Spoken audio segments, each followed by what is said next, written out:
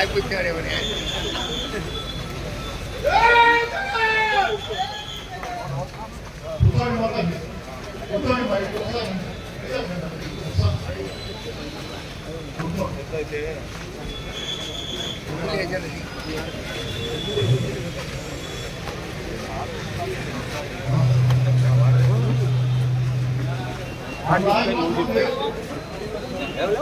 అన్న ఇంకా కూడా సంవత్సరం కూడా కాలేదు కదా, మనమంతా కూడా ఓడిపోయి, కాబట్టి ఇంకా ఒక సంవత్సరమో 2 ఏళ్ళలో ఊరికే ఉందాంలే అని చెప్తే జగన్మోహన్ రెడ్డి గారు ఒప్పుకోలేదు.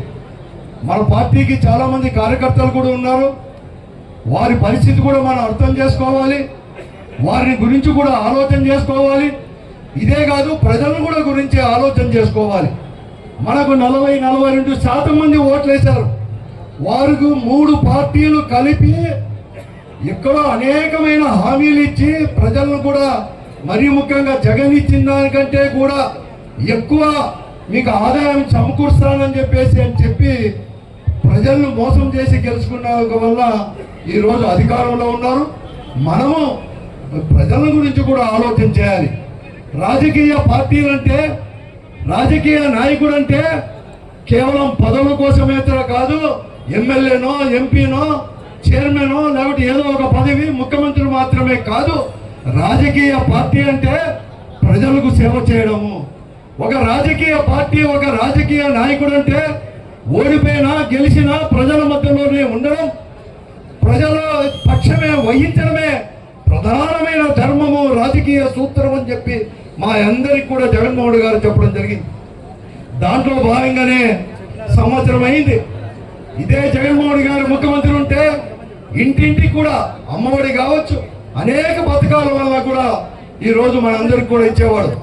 దాదాపుగా 2,80,000 కోట్ల రూపాయలు కూడా 5 సంవత్సరాల్లో మనకు ఎవరి ప్రమేయం లేకుండా, కులం దుల్ల, మతం దుల్ల, ఎవరికి ఓటేసినారని చెప్పి ఆలోచన చేయాలా ఇవ్వడం జరిగింది. ఇదే మాట చెప్పారు చంద్రబాబు నాయుడు గారు కానీ, పవన్ కళ్యాణ్ గారు కానీ, లోకేష్ గారు కానీ, అందరూ కూడా వచ్చి జనంలోకి ఇవ్వండి, మాకు అవకాశం ఏంటి, ఈ రాష్ట్ర అభివృద్ధితో పాటు సంపదను సృష్టించి అంతకంటే ఎక్కువ ఇస్తామని కూడా చెప్పడం జరిగింది. అంతేకాదు, పేర్లు మార్చి అమ్మఒడి దాన్ని తల్లికి వందనం అని చెప్పేసి 15,000, రైతు భరోసా 13,500 ఇస్తుంటే నేను 20,000 ఇస్తానని చెప్పేసి అన్ని శైలనాథ్ గారు కూడా చెప్పడం జరిగింది. ఇవన్నీ కూడా ఇస్తామని చెప్పారు, మనమంతా కూడా ఇస్తామని చెప్పారు. సంవత్సరం అయిపోయింది.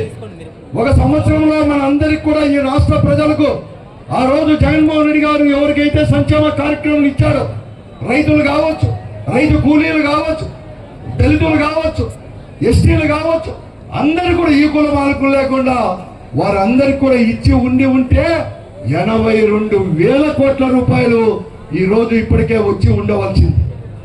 గత సంవత్సరానికి, ఒక సంవత్సరం గడిచిపోయిన కాలానికి ఇవి ఇవ్వలేదు. ఇవి ఇప్పించే బాధ్యతని ఈరోజు వైఎస్ఆర్ కాంగ్రెస్ పార్టీ బాధ్యత తీసుకుందాం, మనమంతా తీసుకుందాం. అధికారం లేకపోతే మన కార్యకర్తలు, మనము అందరూ కూడా ఇంటికి వెళ్దాం, పోరాటం చేస్తాం రండి. ఆ రోజు మేము రైతుల కోసం పోరాటం చేశాం కాబట్టి కొద్దో గొప్ప కదిలింది. కరెంటు ఛార్జీలు పెంచినప్పుడు మేము రోడ్లపైకి వచ్చాం కాబట్టి వైఎస్ఆర్ కాంగ్రెస్ పార్టీ కార్యకర్తలంతా కూడా అందుకోసమే కరెంటు ఛార్జీలు పెంచమని కూడా చెప్పడం జరిగింది ఈ ప్రభుత్వం. ఇదే కాదు, ఫీజు రియంబర్స్మెంట్ ఇవ్వకపోతే రోడ్లపైకి మనమంతా కూడా 1000 కొద్ది జిల్లా కేంద్రాలు మీరు కూడా వచ్చారు, అందరూ కూడా వస్తే మరుసటి రోజే 700 కోట్ల రూపాయలు. నిన్న మొన్న మళ్ళా జగన్మోహన్ గారు పిలిపిస్తారంటే వెంటనే 600 కోట్ల రూపాయలు ఇచ్చారు జరిగింది. అంటే మనం జగన్మోహన్ రెడ్డి గారు అనుకుంటేనే, జగన్మోహన్ రెడ్డి గారు పోరాటం చేస్తారంటే చాలు ఈ ప్రభుత్వం కదిలిస్తుంది. దాన్ని చెప్పడానికే మనం అందరూ కూడా ఇళ్ళకి కూడా పోదాం. అధికారంలో లేకపోయినా మనం వెళ్దాం, ఎవరికి భయపడాల్సిన పని లేదు. అందుకోసమే ఈ రోజు అందరూ మాట్లాడిన వ్యక్తులు, ముఖ్యంగా శైలనాథ్ గారు, నరేష్ రెడ్డి గారు, జిల్లా పరిషత్ చైర్మన్ మీకు విశదీకరించడం జరిగింది. ఈ రోజు ఇప్పటికే ఈ కార్యక్రమం రావాలని మనం ఇళ్ళకి వెళ్దాం. బాబు నరేంద్ర అన్న మాట్లాడుతూ ఇంటింటికి వెళ్ళే కార్యక్రమం ఇదంతా కూడా మనం ఇంటిళ్ళకి కూడా వెళ్దాం. ఈ రోజు ఇవన్నీ కూడా ఏదైతే ఈ పథకాలు ఉన్నాయో ఈ పథకాలు రావాలి. మీకు ఇప్పటికే అమ్మఒడి అనేది మీ సంవత్సరం ఇచ్చాడు, అది కూడా ఇంకా కొద్దిమందికి రావాలి. కానీ పోయిన సంవత్సరం అందిస్తే 13,000తో పాటు ఇది 2 రావాల్సిన అవసరం ఉంది. అలాగే రైతు కూడా భరోసా రేపమన్నాడో మళ్ళా కూడా ఇస్తామంటాడు. అదే కాదు పోయిన సంవత్సరానికి కూడా ఇవ్వాలని చెప్పేసి ఇవన్నీ కూడా అడుక్కుంటూ మీకు ఎంత బాకీ పడినారు. ఒక్కొక్క కుటుంబానికి ఆ రోజు 3 లక్షలు 4 లక్షలు జగన్మోహన్ గారు ముఖ్యమంత్రి ఉంటే నేనేదో చెప్పలేదు, మీకే తెలుసు అందరికి కూడా ఎలా పడిందో కూడా. ₹1,00,000 దగ్గర నుంచి ప్రతి ఒక్కరికి రైతుకు అందరికి కూడా 2-3 కూడా మీకు వచ్చిండేది సంవత్సరానికి. కానీ ఈ రోజు ఒక సంవత్సరం రాలేదు కాబట్టి ఇవన్నీ కూడా అడగాలి. పోరా మీకు ఇంత నష్టం వచ్చింది ఈ ప్రభుత్వం వల్ల, అదే జగన్ గారు ఉండింటే మన వైఎస్ఆర్ కాంగ్రెస్ పార్టీ ఉండింటే ఇవి వచ్చి ఉందా అని చెప్పేసి అడిగి వారికి చెప్పి ఈ రోజు మనం చెప్పాల్సిన బాధ్యతని మన భుజ స్కంధాల పైన. మనమంటే ఎవరు? పార్టీ కార్యకర్త నాయకులు అందరూ కలిసికట్టుగా భేదాభిప్రాయాలు వదిలేస్తాం. ఒకే ఒక ధ్యేయంతో ఈ రాష్ట్రం బాగుపడాలి, ఈ రాష్ట్రంలో పేద వర్గాలకు మేలు జరగాలి, అలాగే వైఎస్ఆర్ కాంగ్రెస్ పార్టీ బలోపేతం కావాలి. తద్వారా మళ్ళా ప్రజల మద్దతుతో మళ్ళా కూడా 2 సంవత్సరాలు 3 సంవత్సరాలు జమిలీ ఎన్నికలు వస్తే 2 సంవత్సరాలు లేకుంటే 3.5 సంవత్సరాల తర్వాత మరొక మారు జగన్మోహన్ గారిని ముఖ్యమంత్రి చేసుకునే కార్యక్రమాన్ని ఈ రోజు నుంచి కూడా మనమంతా కూడా మొదలు పెట్టే కార్యక్రమం మనం చేస్తున్నాం. ఇదే కాదు రాష్ట్రంలో మనమంతా కూడా చేస్తా ఉంటే మీకు అందరికి కూడా తెలుసు సూపర్ 6 ఇవ్వలేదు. కానీ ఈరోజు సూపర్ 6 అనే పథకాలను కొత్తవి తీసుకొని వచ్చేశాడు. అవినీతి, అరాచకాలు, దౌర్జన్యాలు, హత్యలు, అత్యాచారాలు, దొంగ కేసులు, మళ్ళా కూడా ఫేక్ ప్రచారం, ఈ రకంగా కూడా సూపర్ 6 తీసుకొని వచ్చేసి చేస్తున్నారు. దొంగ కేసులు పెడుతున్నారు, తప్పుడు కేసులు పెడుతున్నారు. పోలీసు వారు చట్టమే. ఆ రోజు మనకు స్వాతంత్రం వచ్చిన తర్వాత అంబేద్కర్ గారు రచించిన రాజ్యాంగం ప్రకారం హక్కులు అందరికి కూడా సమానమే. ఒక మనిషికి ఇచ్చా ఒక మనిషికి అట్లా కాదు, ఒక పార్టీకి ఇచ్చా ఓ పార్టీకి ఇట్లా కాదు. ఎమ్మెల్యేకి అయితే ఓ చట్టం, మామూలు సామాన్యునికి అయితే ఓ చట్టం కాదు, అన్ని కూడా సమానమే. కానీ ఈ రోజు ఈ ప్రభుత్వంలో ఎప్పుడు కానీ చూడలేదు మనమందరూ కూడా. రెడ్ బుక్ రాజ్యాంగం అంటారు, ఇంకొకరు నా రాజ్యాంగం అంటారు, నేనే అంటారు, ముఖ్యమంత్రి కంటే పెద్ద కూడా నేనే అని కూడా చెప్పేవాళ్ళు కూడా ఉన్నారు. అటువంటి ఉన్నప్పుడు ఈ రోజు చట్టం పరిరక్షించాల్సిన బాధ్యత ఈ రోజు ప్రభుత్వం పైన ఉంది. మరీ ముఖ్యంగా ప్రభుత్వ అధికారులు, ప్రభుత్వం అంటే పోలీసుల అధికారులు, వీరందరినీ కూడా పరిరక్షించాల్సిన బాధ్యత కూడా ఈ రోజు కూడా ఉంది. కానీ దురదృష్టం పోలీసు వారందరూ కూడా ఐఏఎస్ అంటారు, ఐపీఎస్ అంటారు, కానీ వారి పని మాత్రం వారు చేయలేకపోయారు. ఈరోజు ఐపీఎస్ వారు కూడా వారికి డిఐజో డీజీపీనో లేకపోతే ముఖ్యమంత్రి కాదు బాసు. ఈ రోజు ఏ నియోజకవర్గంలో చూస్తే ఆ నియోజకవర్గంలో శాసనసభ్యుడే బాసుగా కూడా వ్యవహరిస్తున్న విషయాన్ని ఈ రోజు రాష్ట్రంలో కూడా చూస్తా ఉండేది వాస్తవమా కాదని చెప్పి చేస్తుంది. ఇప్పుడే మీ తాడిపిచ్చిన వాళ్ళు చెప్పారు, సైన్యనాథ్ గారు కూడా చాలా కూడా స్పష్టంగా చెప్పడం జరిగింది, పెద్దలు నరేష్ గారు కూడా చెప్పడం జరిగింది. కానీ ఈ రోజు ఎక్కడ జరుగుతా ఉందో మీరు ఆలోచన చేయమని చెప్పి నేను అడుగుతా ఉన్నాను. ఈరోజు నిజంగా కూడా చాలా అవసరపడుతున్నారు. కేవలం వైఎస్ఆర్ కాంగ్రెస్ పార్టీ నాయకునిగా గుర్తించబడిందానుకో, కార్యకర్తగా గుర్తించబడిందానుకో ఈ రోజు అనేక కష్టాలు కూడా పడుతూ ఉన్నారు. కానీ ఇవన్నీ కూడా తాత్కాలికమే అని చెప్పేసి మనం కూడా గుర్తు పెట్టుకోవాలని చెప్పి నీకు మనం చేస్తున్నాం. నాకు ఇక్కడ ఈ నియోజకవర్గంలో కూడా చాలా పరిస్థితులు కూడా భిన్నంగా కూడా ఉన్నాయి. జిల్లా అంతా కూడా రకంగా ఉంటే మరీ భిన్నంగా కూడా ఈ నియోజకవర్గంలో ఉన్నాయి. అయినా ఎవరు కానీ భయపడొద్దండి, అన్ని కూడా తెలుసు. నాకు తెలుసు మొన్ననే యాడికి మండలంలో ఒక రైతుల పరిస్థితి అలాగే ఉంది. పంటలు పండలేదు, గిట్టుబాటు ధర లేదు, పండించిన పంటలకు చీనా కావచ్చు, మామిడి కావచ్చు, ఏ పండుగైనా కానీ ధరలు అనేది కూడా లేదు.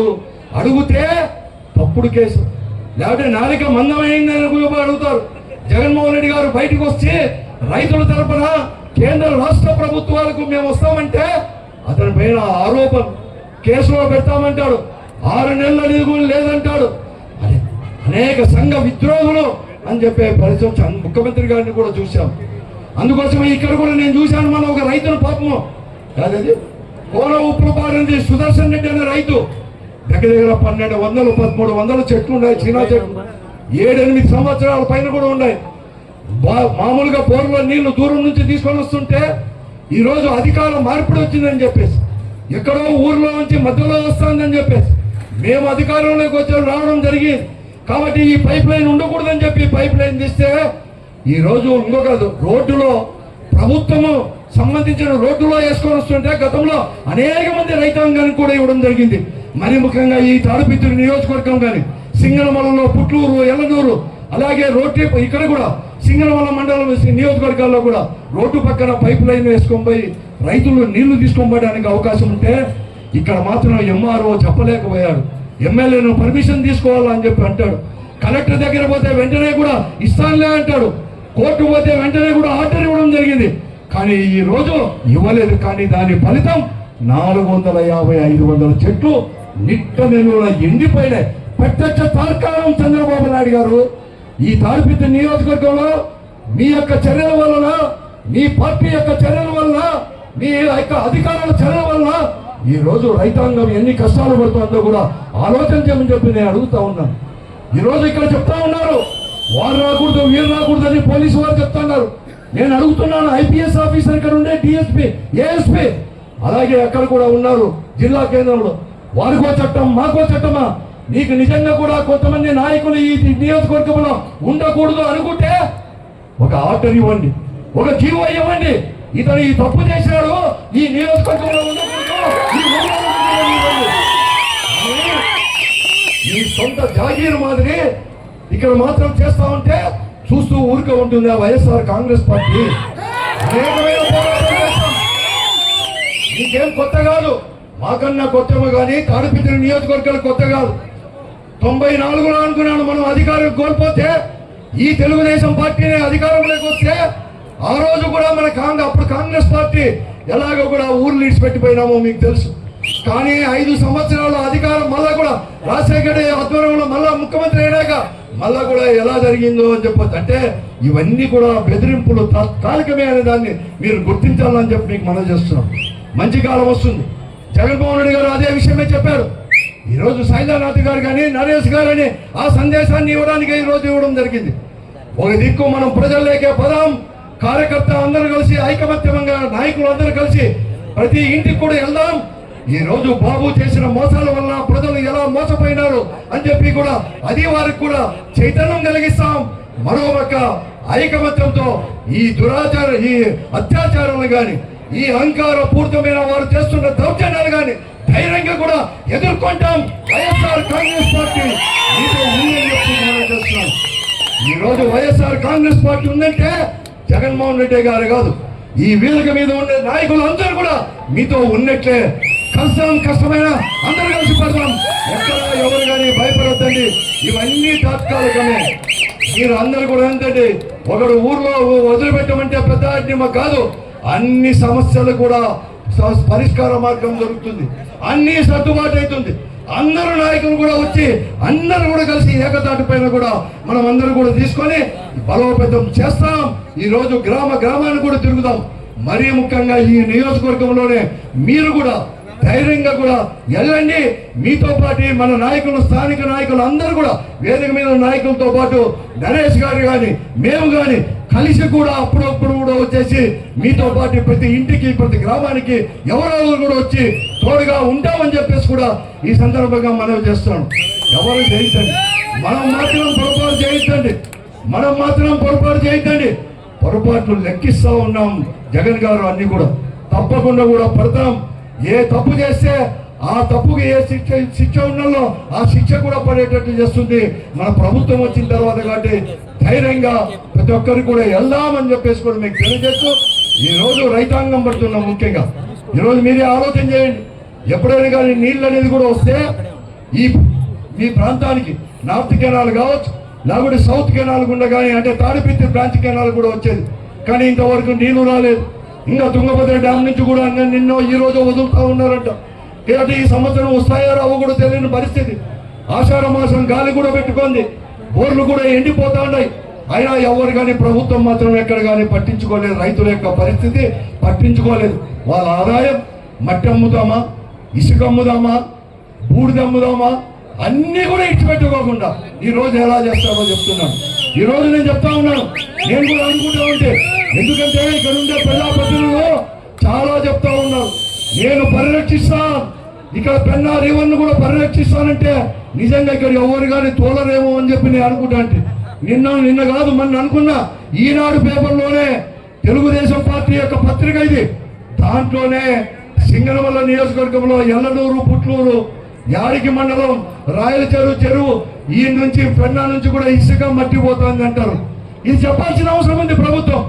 ఈనాడు పేపర్ తప్పు రాసిందా, లేకుంటే మీ ప్రజాప్రతినిధుల్లో మీ ప్రభుత్వం తప్పు మాట్లాడుతున్నారా, అధికారులు తప్పు మాట్లాడతారా అని చెప్పి చెప్పాల్సిన బాధ్యత ఈ తెలుగుదేశం పార్టీ కూటమి ప్రభుత్వం పైన, పార్టీల పైన కూడా ఉంది అని చెప్పేసి కూడా మీకు అందరికీ ఈ ప్రభుత్వానికి తెలియజేస్తూ, మరీ ముఖ్యంగా కూడా నేను పోలీసు అధికారులకు చెప్తా ఉన్నాను.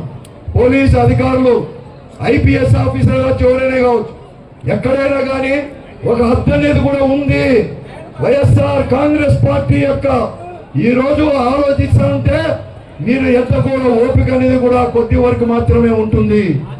మీరు కన్నా మీ చట్టం ప్రకారం మీరు చేయకపోతే, అమలు చేయకపోతే తీవ్రమైన పరిణామాలు మీరే ఎదుర్కోవాల్సిన పరిస్థితి వస్తుంది. ఈరోజు ఈ తాడిపిత్తుల్లో మనకు డైరెక్ట్ గా తెలుగుదేశం పార్టీతో కానీ భారతీయ జనతా పార్టీ లాంటి ఇతరుల కార్యకర్తలతో కాదు, ఈ రోజు మనకు వాళ్లకు మధ్యలో పోలీసు వారు అనేది కూడా ఉన్నారు. ఈ రోజు కూడా ఆ పోలీసు వారిని అడ్డం పెట్టుకుని ఇవన్నీ కూడా చూస్తున్నారు. ఎక్కడా భయపడద్దండి. సమయం వచ్చినప్పుడు పోలీసు వాళ్ళకు కూడా బుద్ధి చెప్పడానికి వైఎస్ఆర్ కాంగ్రెస్ పార్టీ మీరు ప్రశాంతంగా ఉండండి. ప్రశాంతం కూడా ఇది అయిపోయినాక పోయి, ఎందుకంటే ఇది మన 10 రోజుల టైం. 20 ఉండు మళ్ళీ మాట్లాడతా రామో, నేను మాట్లాడతాను. ఇవన్నీ కూడా ఉన్నాయి. మీ అందరూ కూడా ఇక్కడ కార్యక్రమం అనేది కూడా వారు చేసుకోవచ్చు, కానీ మన కార్యక్రమం జనంలోకి పోవాలి. మనమంతకు మనమే డిస్టర్బ్ చేసుకోకూడదు.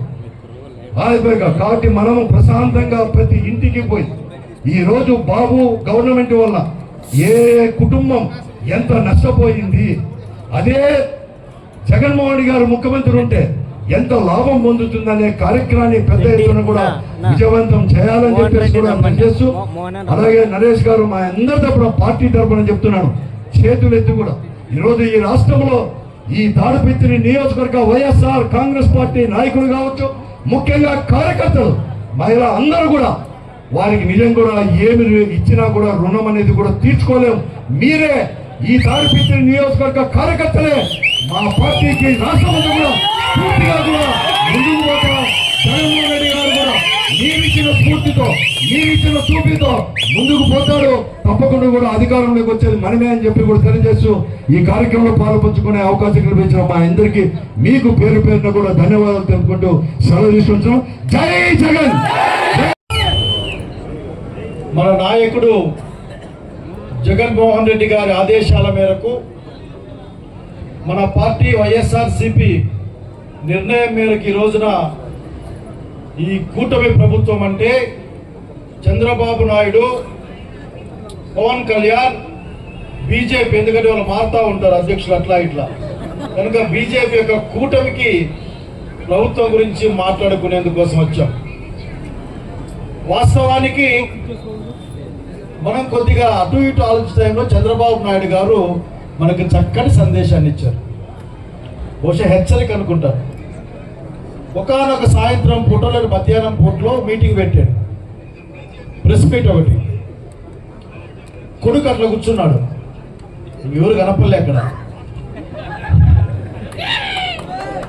సూపర్ 6 అంతా అమలు చేసేసాను అంటే రాసుకోండి మీరు, అవి లెక్కలు రాస్తాం కదా, ఇంకా తీరినప్పుడు కొన్ని ఉంటాయి, మా లెక్కల్లో వేసుకున్నట్టు అట్లా నేను సూపర్ 6 మొత్తం అమలు చేశాను. ఎవడైనా సరే అమలు చేయలేదంటే వాడి నాలుక అని మళ్ళీ గ్యాప్ పెట్టి మందమని ముగించాడు. వాక్యాన్ని పూర్తి చేసేందుకు కూడా భయపడే చంద్రబాబు నాయుడు గారు మీ మనసులో మాట చెప్పనా, ఎవరైనా సరే సూపర్ 6 గురించి ఇంకా మాట్లాడితే మీ నాలుకలు కోస్తానని చెప్పాలనుకున్నట్లు బషాగరికి. నేను ఒకటే మాట చెప్పాలనుకుంటా ఉంటా, మందం ఎక్కింది మా నాలుకలు కాదు బాబు గారు. అంతో ఇంతో మందం ఎక్కింటే ఆఖరికి కూటమి ప్రభుత్వం చర్మానికి మందం ఎక్కింది తప్పనిస్తే. అంతే, చర్మం మందం ఎక్కితే మాటలు కూడా మందంగానే వస్తాయి. డైరెక్ట్గా అడుగుతా ఉన్నాం మనం ఈ రోజున. జగన్మోహన్ రెడ్డి గారు తన కోసం మాట్లాడటంలే, ఈ రాష్ట్రంలో కష్టపడే ప్రతి ఒక్కరి గురించి మాట్లాడే ప్రయత్నం చేస్తా ఉన్నాడు.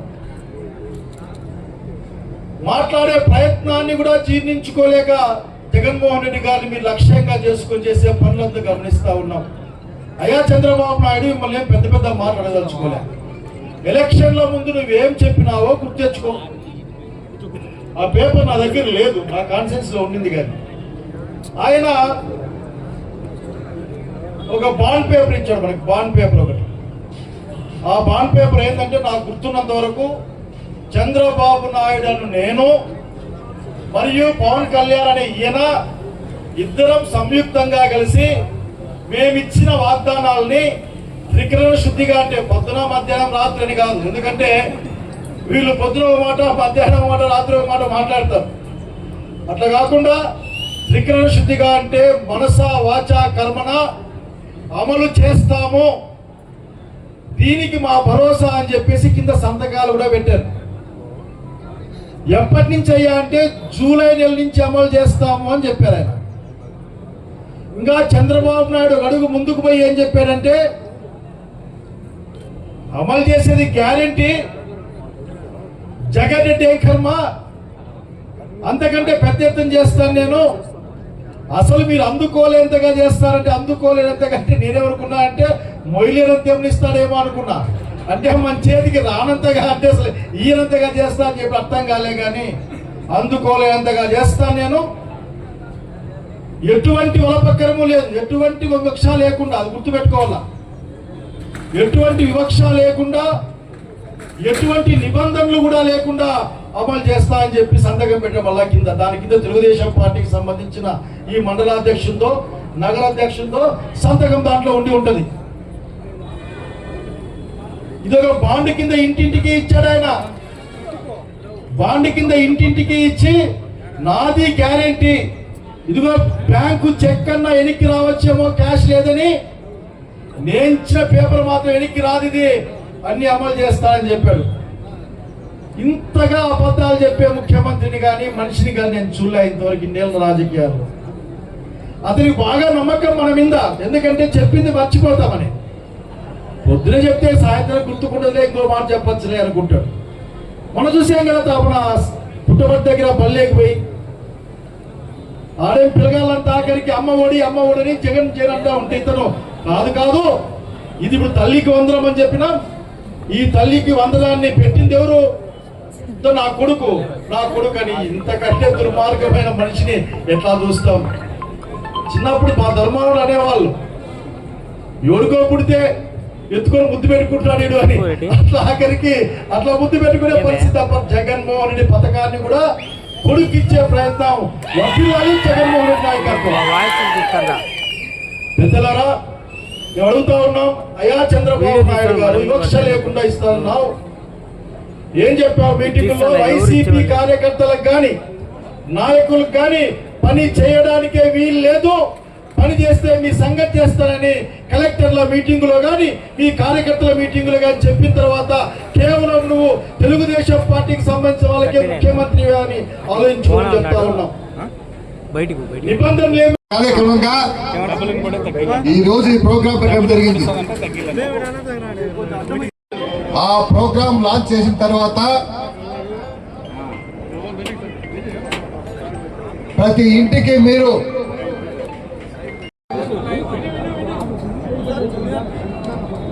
ఈరోజు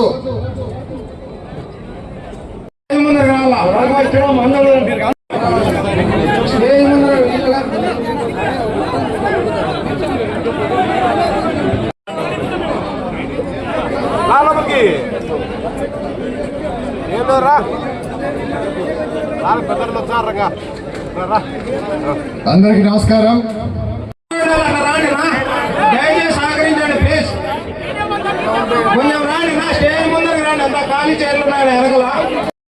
గౌరవ నరేష్ రెడ్డి అన్ని మాట్లాడవలసిందిగా కోరుతున్నాం, అధ్యక్షత వహించవలసిందిగా కోరుతున్నాం.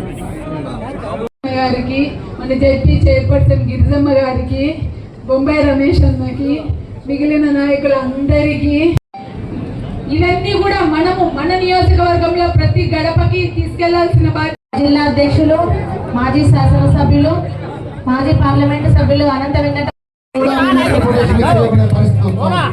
అంటే అందరికీ థ్యాంక్ యూ ముఖ్యంగా గ్యారంటీ అనే కార్యక్రమాన్ని వైఎస్ఆర్ కాంగ్రెస్ పార్టీలో ఈరోజు ఇక్కడ తాడిపత్రి అసెంబ్లీ నియోజకవర్గంలో కూడా లాంచ్ చేయడం జరిగింది. 21వ తేదీ నుంచి ప్రతి గ్రామానికి కూడా కార్యకర్త నాయకులు అందరూ కూడా కలిసిపోయి ఈ ప్రభుత్వం వల్ల వారిచ్చిన సూపర్ సిక్స్ నష్టపోయారు ఒక్కొక్క కుటుంబం అని చెప్పి విశదీకరించే కార్యక్రమాన్ని, మరీ ముఖ్యంగా ఆ రోజు వాళ్ళు ఇచ్చిన మోసాలు చెప్పే కార్యక్రమం అసెంబ్లీ నియోజకవర్గంలో ఈరోజు మేము కార్యక్రమం చేస్తుంటే ఈరోజు కొంతమంది వారు కూడా పార్టీలే ఈరోజు కొంచెం ఎవరు రాకుండా దురదృష్టకరం. ప్రజాస్వామ్యం ఎక్కడ కానీ ఇటువంటి పరిస్థితి ఎక్కడ కానీ లేదు. ఈరోజు అంతకంటే వ్యవస్థలు నిర్వీర్యమైపోతున్నాయి. ఐఏఎస్ ఆఫీసర్ లాంటి వారు, ఐపీఎస్ లాంటి వారు కూడా ఈ రాష్ట్రంలో వారు సక్రమంగా విధులు నిర్వర్తించలేని పరిస్థితుల్లో కూడా చేతగాని దద్దమ్మల మాదిరి ఐపీఎస్ ఆఫీసర్లుగా ఉంటే ఈ పరిస్థితి కూడా వచ్చింది. తప్పకుండా కూడా ఇటువంటి వారిపైన కూడా పోరాటం కూడా చేస్తాం. వ్యవస్థలు నిర్వీర్యం చేసేవారు అందరిపైన కూడా, అలాగే ఎవరైతే కారకులైతారో ఆ అధికారులపైన కూడా పోరాటం చేసేదానికి సిద్ధంగా కూడా వైఎస్ఆర్ కాంగ్రెస్ పార్టీ కూడా ఉంది అని చెప్పేసి